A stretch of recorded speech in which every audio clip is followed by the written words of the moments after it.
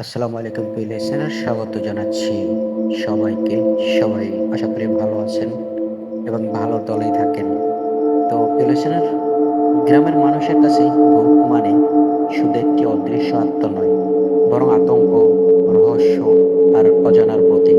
বিশেষ করে গ্রামের নিরিবিলি পরিবেশ, অন্ধকার বাজার, শ্মশান, পুরনো বটগাছ বা ফাঁকা মাঠ, এসব জায়গাকে ঘিরে মানুষের মনে ভয়ের অনুভূতি আরো বেশি কাজ করে।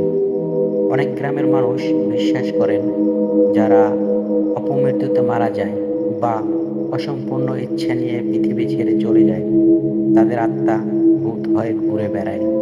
তাই রাতের বেলা অদ্ভুত শব্দ, কারো হাঁটার আওয়াজ বা হঠাৎ ঠান্ডা বাতাসকে অনেকে ভূতের উপস্থিতি বলে মনে করেন।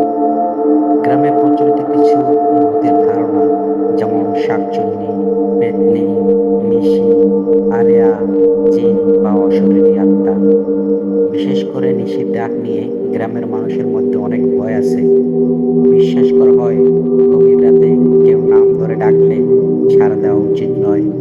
তবে আধুনিক বিজ্ঞান বলেছে, অনেক সময় মানুষের কল্পনা, মানসিক ভয়, অন্ধকার, পরিবেশ বা প্রাকৃতিক শব্দ থেকে এসব ধারণার জন্ম হয়। এরপরও গ্রামের গল্প, লোককথা আর অভিজ্ঞতা মিলিয়ে বিষয়টি এখনো মানুষের কাছে রহস্যময় ও ভয়ের একটি অংশ হয়ে আছে। তো লিসেনার, সবাই ভালো থাকবেন, সুস্থ থাকবেন। আবারও চলে আসবো এপিসোড নিয়ে, নতুন নতুন ঘটনা নিয়ে। তো সে পর্যন্ত সবাই ভালো